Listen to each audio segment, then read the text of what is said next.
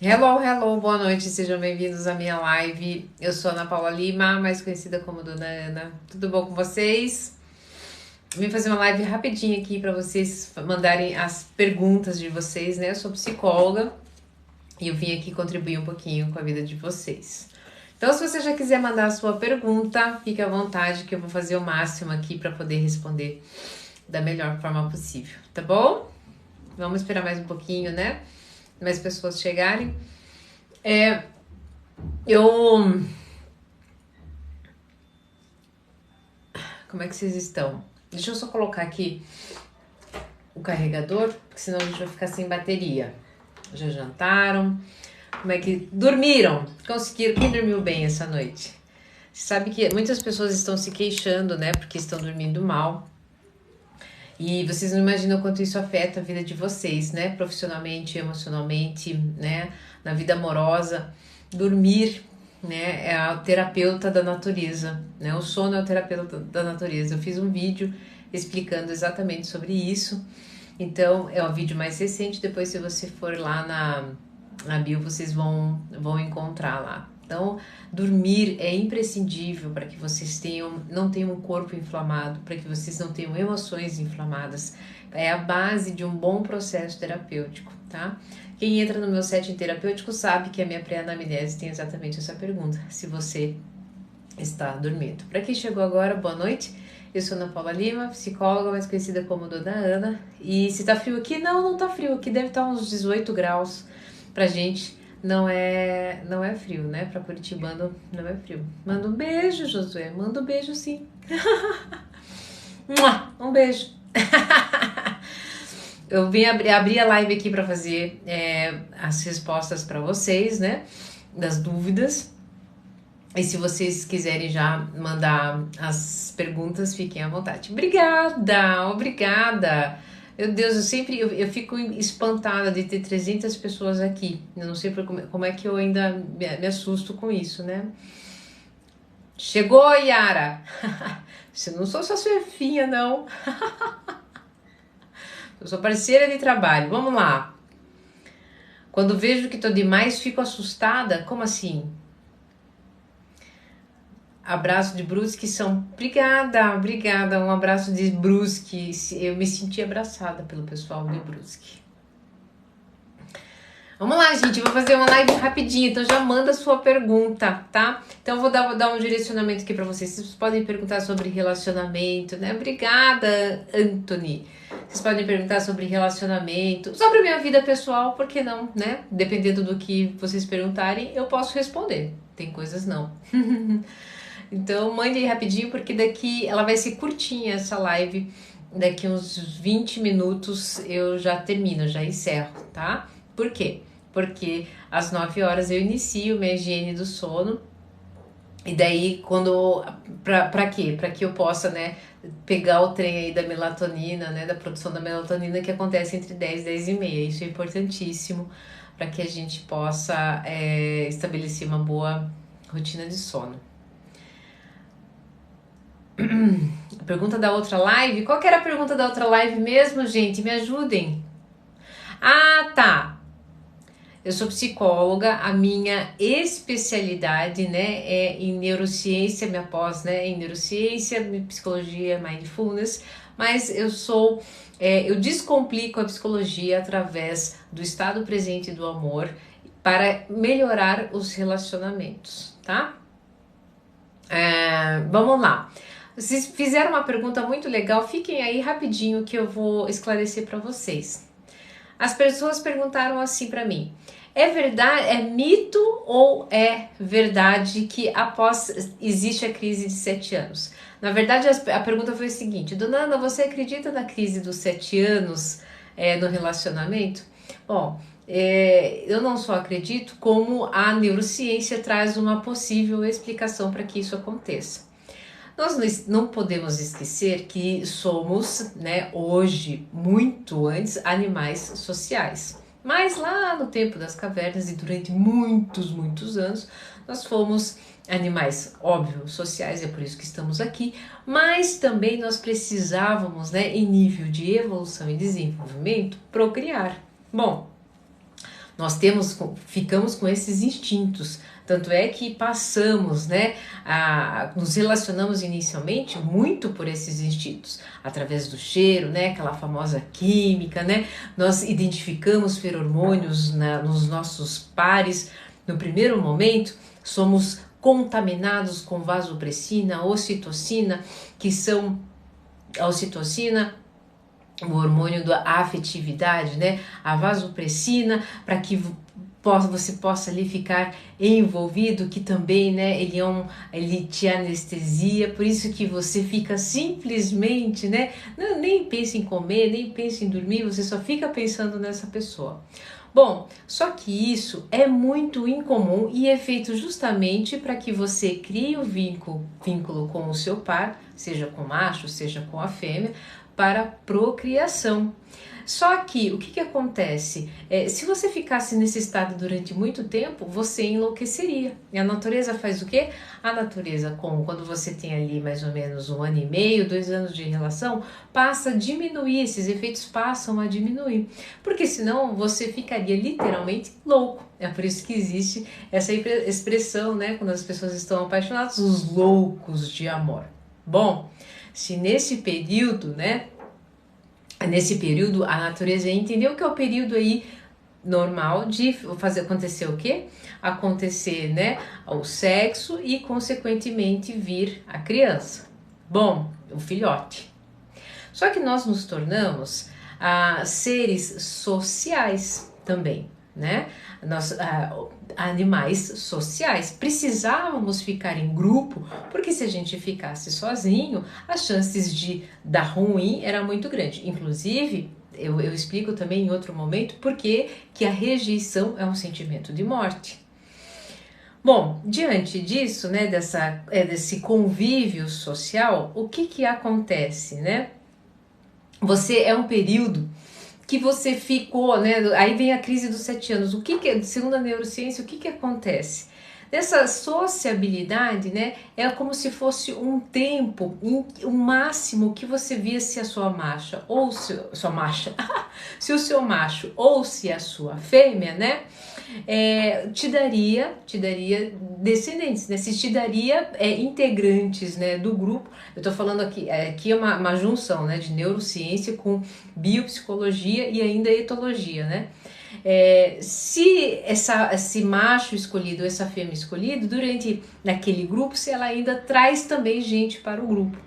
Se durante esse período isso não acontece, né, começam a vir as primeiras crises. E daí, mas dona Ana, mas e se dentro de 7 anos a gente começa a ter crise normalmente, né? Bom, o que acontece? Dentro desses 7 anos, você já não tem mais aquela ajuda de todos aqueles hormônios. E em nível social, olha que maluco, a gente passa a explorar outros caminhos, outras comunidades. E o que acontece? Isso muito provavelmente no passado aconteceu com muita frequência, por isso que tem muitas vertentes, né, da psicologia social e algumas outras denominações que dizem que a monogamia é antinatural, justamente por conta dessas movimentações. Então, claro que tudo isso, né, não dá para ser mensurado certinho em 7 anos, né, 2 anos, porque isso varia, mas a média é mais ou menos esse período. Tá? Então, por isso, só que o que aconteceu? Nós ficamos muito habilidosos, né? A área pré-frontal, ao longo dos anos, ela foi tendo uma mudança não somente de abstrações, aliás, esse nível de abstrações aumentou porque a morfologia, né, a anatomia do nosso cérebro mudou, ele foi ficando maior e principalmente a área pré-frontal, que inclusive é o que nos diferencia dos nossos primos, né, os primatas, os macacos, né, os gorilas. Eles não tiveram esse hiperdesenvolvimento da área pré-frontal. Então, sim, é por isso que eu acredito, é por isso que os casais, né, que estão saudáveis e vêm para o setting terapêutico quando encontram essa crise, antes da crise estourar, as chances deles terem uma saudabilidade no relacionamento é muito grande, certo? Fez sentido isso para vocês?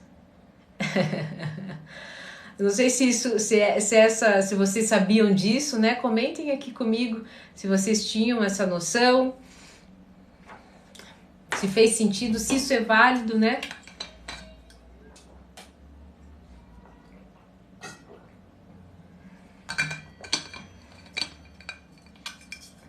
Nossa, eu bebi tanta água hoje.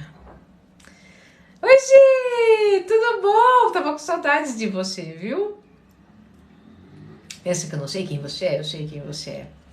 Fez sentido para vocês em relação a essa crise? Então, assim, dizem,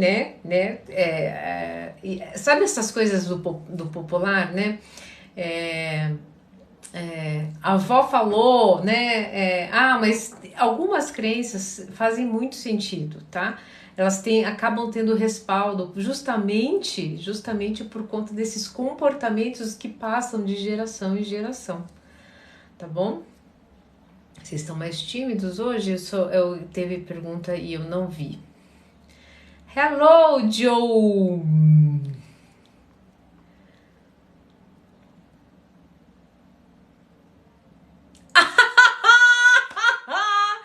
Calma aí, Saci de patinete. Pelo amor de Deus, olha, eu nunca, em anos de profissão, expondo aqui de alguma forma, eu nunca recebi um comentário desse. Eu vou precisar repetir, eu achei o máximo. Ana, você parece aquelas panelas da Polishop que a gente olha e diz: um dia vou ter uma dessas. Adorei! Ai, gente, vocês são demais. Olha só, a Yara fez uma pergunta aqui, né? O 7 também está ligado ao desenvolvimento na infância e na adolescência, né? Também. Por quê? É como se fossem ciclos, né? Ciclos de amadurecimento. Por exemplo, aquela escola, como é que é o nome que tem aquele método, meu Deus, Waldorf, né? Ela respeita exatamente isso. Ela, ao invés dela ir pela idade em nível cronológico, né, conforme aqueles conceitos pedagógicos, ela vai em nível de amadurecimento do cérebro. E ela respeita justamente esses padrões, segundo, por exemplo, com 7 anos a criança tem um saldo de desenvolvimento em nível cognitivo que justamente corresponde também a essa natureza, tá? Morfológica, biológica, etológica, sabe? É muito rico ter essa noção para a gente poder se acalmar diante de alguns balanços, algumas estremecidas, né? Que a gente passa por algumas fases estremecidas, né? A gente fala de um assunto muito sério depois de ter rido um pouco. Assim é a live da Dona Ana, né, gente? Com emoção ou sem emoção? Aqui sempre com emoção. Adorei, gente. Adorei, achei o máximo. Quem aqui... Ai. Tá, excelente pergunta. Tudo bom? Ei, Júlio, tudo bom? Então, realmente os questionamentos de R$30 foi imposta pela sociedade. Fabiola, não é que é imposto pela sociedade. Pense assim, ó, existem conceitos, né, que vão passando de geração em geração e nós nascemos com isso. Né? Comportamentos etológicos, por exemplo, que a gente herda de geração em geração, a gente nasce com isso, tá? Então, por exemplo, se você... o marketing usa muito isso. Então, o marketing usa a reciprocidade, a escassez, pautado muito, eles usam essa expressão, não pode usar mais, segundo a neurociência, tá? Que é o cérebro reptiliano, que é o cérebro mais primitivo, que está ali... que entrega, né, as nossas funções básicas de sobrevivência. Por que não pode usar mais, né? Não pode usar mais porque nós não temos nem traços dos répteis, né? Então é uma forma errônea de colocar isso. Preciso procurar como é que está sendo colocado agora, eu esqueci, tá? Vou ser honesta, porque é muito recente isso. Pelo menos pra mim, tá?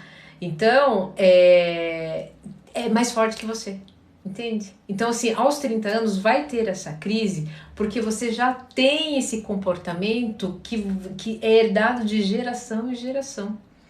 E também por questões biológicas, morfológicas, né? Realmente, a cada década, o funcionamento do seu corpo vai mudando. Deixa eu responder uma pergunta muito legal que colocaram aqui para mim. Como é que faz para lidar com a falta de reciprocidade de um parceiro?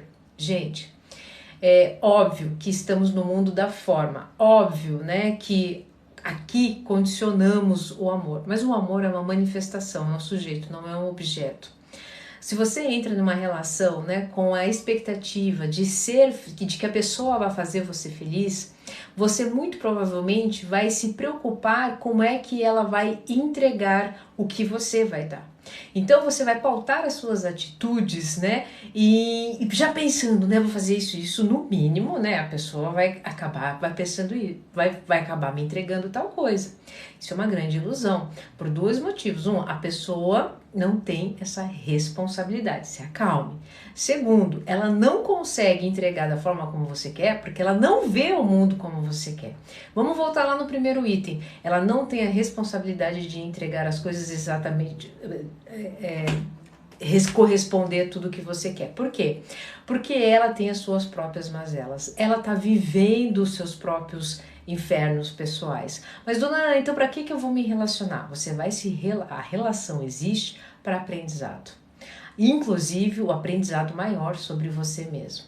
E se você está transbordando amor, se você tem um autoconhecimento de si, o que o outro te entregar vai ser para um aprendizado e para melhorar a relação, não somente para encher o seu saco sem fundo emocional. Quando há um desajuste numa pessoa que se ama, né, numa pessoa que se conhece e ela tá vendo, né, que o outro não está conectado, ela vai pedir a conexão. Mas se a outra pessoa não estiver pronta ou não consegue entregar isso, ela, amorosamente, porque há amor nela, vai permitir que essa pessoa se vá. Gente, isso é maturidade emocional, isso é maturidade de relacionamento. Fez sentido para vocês? Obrigada, Samara. Obrigada, gente. Os reptilianos estão entre nós, né? Estão entre nós, mas nós não há como o nosso cérebro ter tido em algum momento um formato reptiliano. Tá? Não sou eu que estou dizendo, gente. É a neurociência e suas novas descobertas, tá?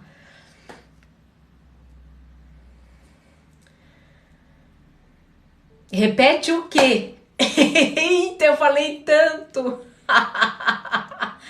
Oh, meu Deus do céu! Eu espero que tenha feito sentido para vocês, né? Mas agora eu não vou saber o que eu vou repetir, porque eu falei tanta coisa, eu sou tão tagarela.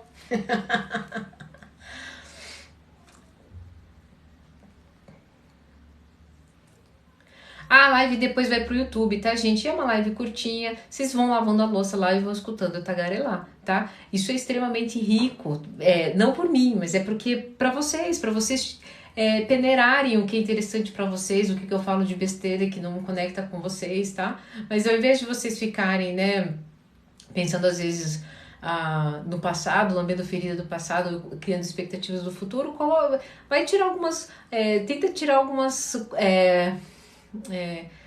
abstrações de alguém diferente, que convive com relacionamento, né, o dia inteiro. Obrigada, Ana.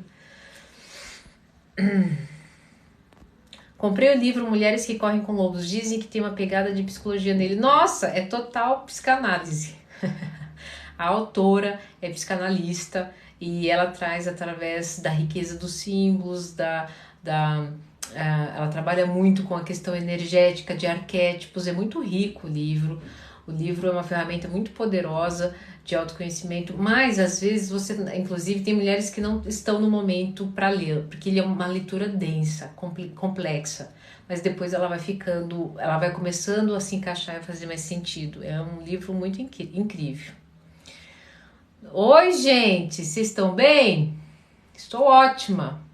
Tirando uma. O que seria bom para desinflamar o intestino? Eu não sou nutricionista, não posso entrar nessa área.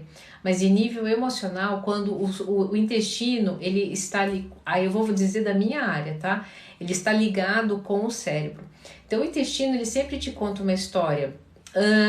Não dá para dizer antes, qual vem antes, se é em nível emocional ou nível nutricional. Eu digo como, né, psicóloga que trabalha em nível integrativo, que a gente coloca os dois ali em paralelo.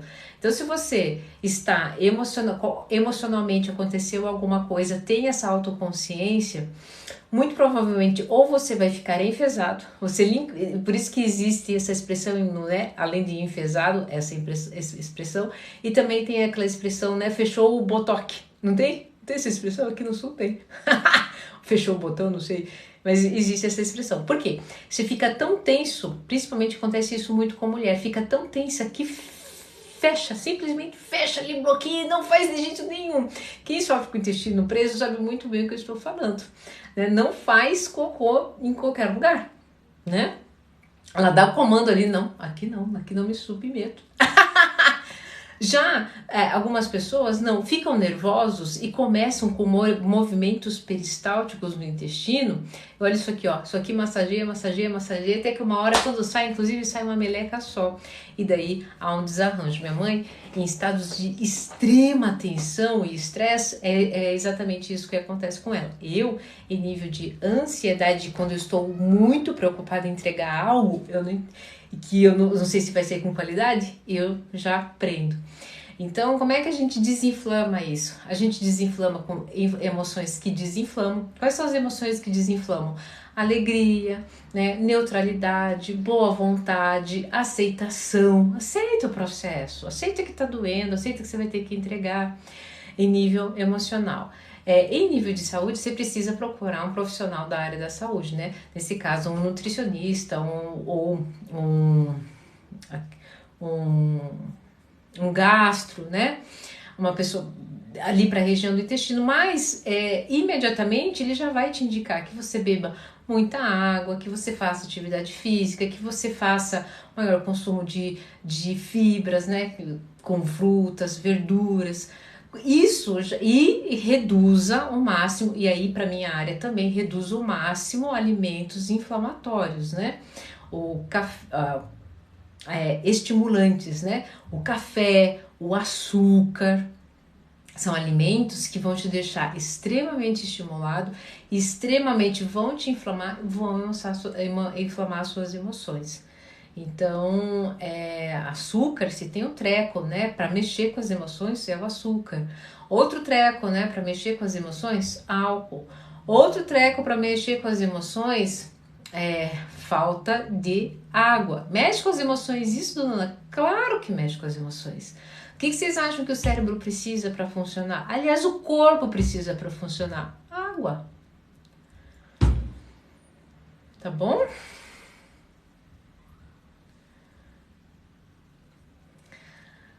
Dona Ana, perdi 3 pessoas da minha família pro Covid ano passado. Fez 1 ano, mas a dor ainda não passou. Você sabe, Maria, vou te fazer uma reflexão. A dor, ela sempre passa em algum momento. Mas às vezes a gente precisa dar liberdade para ela se manifestar. Sabe como? A gente aceitando quem a gente se tornou agora. Porque sabe qual que é a maior dor que eu vejo da pessoa que sofreu com luto? Ela ter que também deixar ir quem era ela com aquelas pessoas. Então, se foi embora meu marido, a esposa que se foi junto. Se foi embora minha mãe, a filha que foi junto. Se foi embora o meu tio, a sobrinha que foi junto. Então, a primeira coisa é aceitar esse seu novo eu.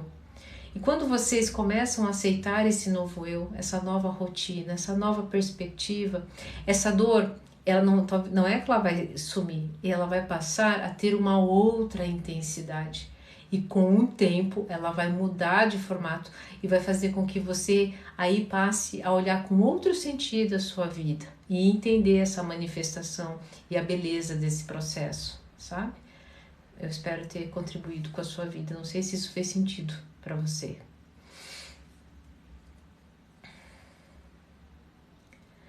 Sim, nós vamos embora, né?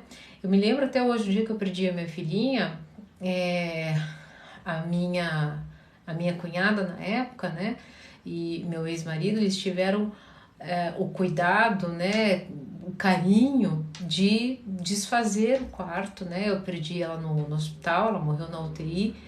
E por quê? Porque se eu chegasse lá, eu chegaria mãe, né? Eu chegaria mãe da Cissa, porque aquele quarto era da Cissa. E quando eu cheguei e eu não vi o quarto, eu achei aquilo de uma sensibilidade. E eu acolhi, eu entendi que eu era uma mãe, que foi ter um parto. Mas agora eu voltava para minha casa e agora era eu e o meu marido naquele momento. Então, exatamente conviver com isso. E claro, né, eu não fiquei boa no dia seguinte. Mas eu e ter entendido que agora, né, que ela foi um presente maravilhoso, que me ensinou demais, eu fui uma pessoa muito melhor depois disso e mais forte, é que fez com que eu ressignificasse essa perda.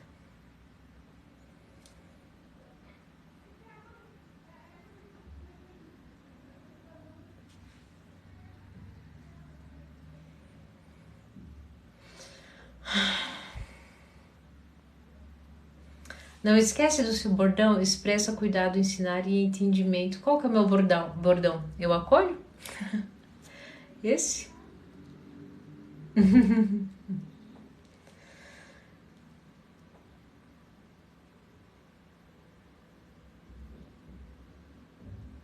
Presta atenção.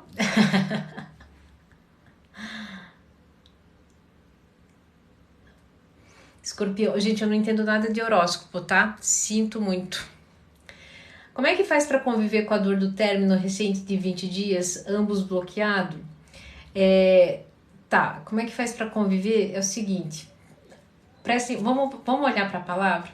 Como é que eu faço para conviver com a dor do término recente de 20 dias, ambos estão bloqueados, né? Bom, vamos prestar atenção na palavra, conviver. É exatamente isso.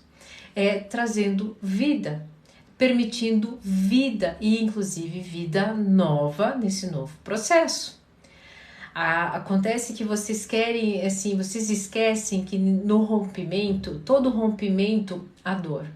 Mas se vocês ficarem resistentes, né, tentando encontrar onde foi que eu errei, o que eu fiz, por que não aconteceu, não, mas ainda vou ter um segundo encontro, essa resistência gera sofrimento.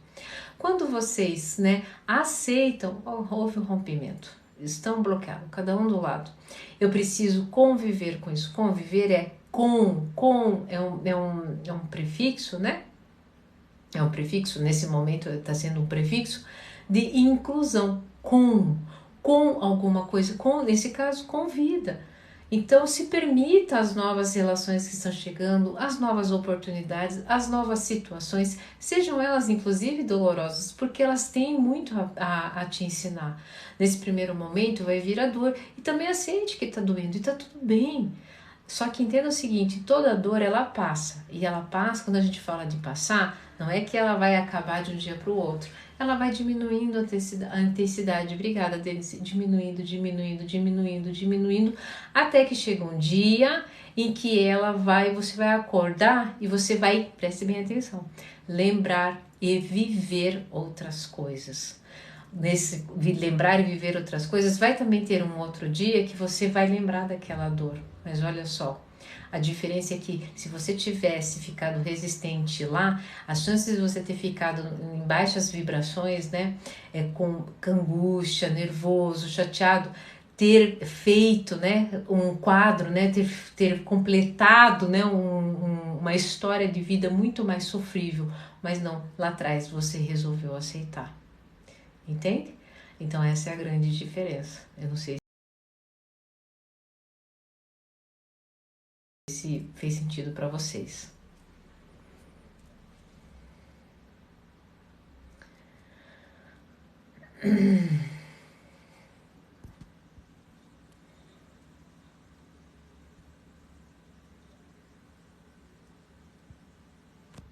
Ei, Estou a ser vista em Portugal, eu tenho consultorando em Portugal, sabia?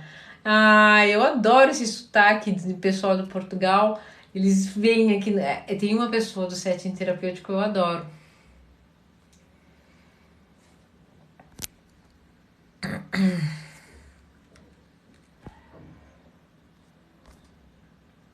Ei, pra quem tá mandando beijo, mandando oi.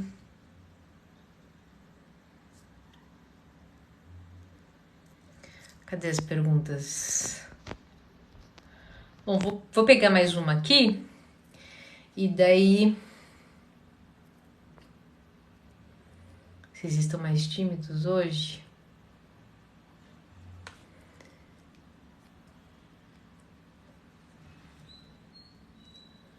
Tinha travado? Eu tô com um problema aqui na internet, sabe, Yara? Você acredita? E agora voltou? Voltou?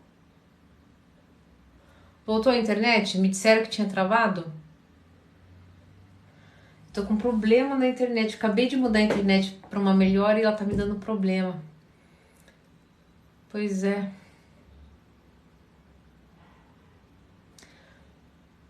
Oi, Ariane, tudo bom? Vamos lá, boa pergunta da Ariane. Após um relacionamento com narcisista, é normal ficar dependente emocional? Olha só, você já apresentava dependência emocional antes, tá? Tô falando você, não, Ariane. Você que de alguma forma eclodiu, né? Explodiu a dependência emocional. Você já apresentava esse quadro, você já tinha sintomas. O problema é que quando você se relaciona com uma pessoa narcisista, ela consegue fazer com que isso entre numa fase aguda do transtorno psicológico. Qual transtorno psicológico a gente está falando? A dependência emocional. Por que ele consegue fazer isso? Porque quais são as características do dependente emocional, né? Dependência dele, autoestima baixa, né? Necessidade de pertencer no mundo dessa pessoa. E isso são o quê? São alimentos para a pessoa narcisista. Então, a pessoa com dependência emocional estava lá, né? Não tinha ainda entrado em contato com autoconhecimento, estava sofrendo com transtorno. Ela encontra esse narcisista, né? Ele vai corresponder todas as feridas dela e ele vai se alimentar disso. E fica uma relação, né, num primeiro momento, visceral, mas depois ela vai se tornando patológica. E daí o que acontece? O que antes aquela pessoa que tinha traços, né, algumas características do transtorno psicológico da dependência emocional, ela passa a viver a fase aguda. Aí o relacionamento acaba com o narcisismo. Aí o que acontece? Aí ela vai ter que... É como se o narcisista tirasse o que estava ocultando, né? A última camada, e emerge a dependência emocional com tudo. Mas aí é o momento, né, de trabalhar, de tratar, de entender que existe um conceito do estado presente do amor que nunca é o outro, que ele chega a ser dolorido, né? E daí você fala assim, como nunca foi o outro? Foi esse narcisista que fez isso comigo. Ele foi embora, pode vir outro narcisista ou pode vir outra pessoa que não é narcisista. Se você ainda continuar dependente emocional, isso vai continuar eclodindo e vai ficando cada vez pior. Então, no momento onde você está em estado de presença, aceite, né, que há que houve esse pico, né, desse transtorno psicológico, e você está vivendo a fase aguda, e isso é uma doença, né, uma doença em nível emocional, e você precisa trabalhar a cura. A cura é autoconhecimento, é trabalhar a independência emocional, amor próprio, a autoestima e uma autovalorização e também autogenerosidade. Porque se existe algo que o dependente emocional faz com 2 pés nas costas é praticar a autocrueldade. Tá bom? Fez sentido para vocês?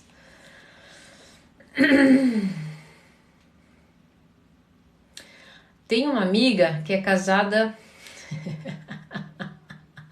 Essa pergunta de amiga, né? Nesse momento vocês estão rindo, né? Tem uma amiga que é casada e ama outro. Ela não larga o marido por não ter condições financeiras, né? E isso acontece mesmo. E o que você... muito provavelmente ela não vai largar o marido enquanto não se sentir segura com essa outra pessoa, porque muito provavelmente também, né? Dependente, não somente financeiramente, mas emocionalmente também, porque se ela não fosse dependente emocional, e se fosse somente a condição financeira, ela daria um jeito, né? Ela daria um jeito de promover a sua, a sua independência financeira e para poder viver esse grande amor. Mas muito provavelmente, como ela também tem uma certa insegurança, depende emocionalmente desse relacionamento, isso, enquanto ela não tratar isso, vai ser muito difícil que ela vá para esse outro amor. Fez sentido?